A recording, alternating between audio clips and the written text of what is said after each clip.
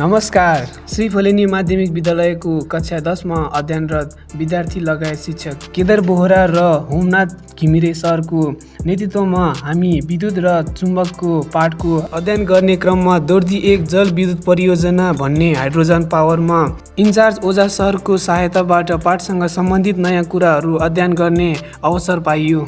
उहाँले हाम्रो धेरै प्रश्नहरूको जवाफ स्पष्टसँग दिनुभयो।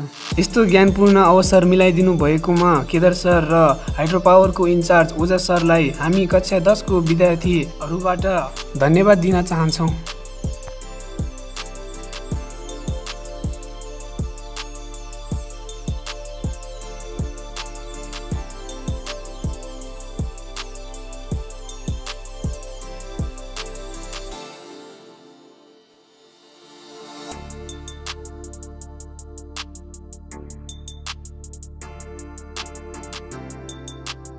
यो ट्रान्सफर्मरमा हालेर यो तार छ नि, टावर छ नि, टावर लिएर गएर किर्तिपुरमा सब स्टेसन हुन्छ, सबैको भेला पार्छ हो। अनि त्यहाँको सबै यहाँको भयो, अनि यो तलतिर हिमालको भयो, अनि अर्को कम्पनीको सबै एउटाको भेला पारे दोरी करिडोर भनेर यो ठुलो लाइन छ नि, एउटाको लाइन हो, यसमा हालेर लिएर जान्छ। यहाँबाट चाहिँ यो पोखरा जान्छ, पोखराबाट अन्त कहाँ चाहिन्छ घर घरमा, अनि घर घरमा चाहिँ डाइरेक्ट जाँदैन। यसलाई चाहिँ यो स्टेप अप ट्रान्सफर्मर र स्टेप डाउन ट्रान्सफर्मर पढ्यो होला नि। यहाँ चाहिँ यो कति भन्दा चाहिँ 33 kVA हुन्छ। यहाँ घरमा चाहिन्छ 200 भोल्टको, 220 भोल्टको हो। त्यसलाई चाहिँ 220 भोल्ट बनाउने ट्रान्सफर्मर त सानो ट्रान्सफर्मर छ।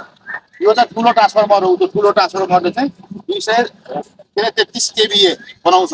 अनि त्यसरी जान्छ। त्यो त्यही हो। अब यहाँ चाहिँ उल्टो माथि पाइप देखेको होला तिमीहरूले, पाइप ठुलो पाइप, त्यो पाइप यहाँ मुनि गएको छ। यहाँबाट मुनि यहीँबाट गएको छ, अनि त्यहाँबाट घुमाइसकेपछि निस्किन्छ। यो छ।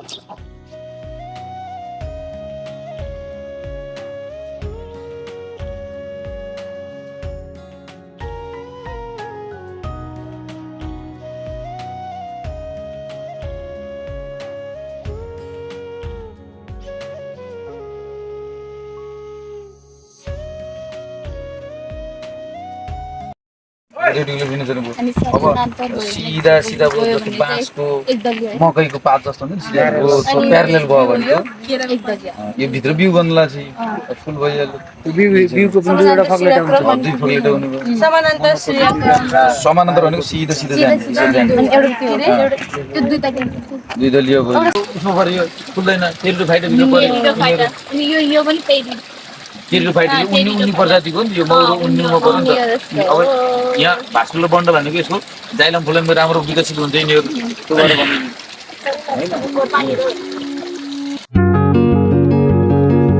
अध्ययन गर्ने क्रममा साह्रै भोक पनि लागेको थियो र खाजाको नाममा चौचौ र फ्रुटी मात्र भए पनि त्यति बेला भोक लागेको बेलामा मिठो हुँदो रहेछ थाहा भयो।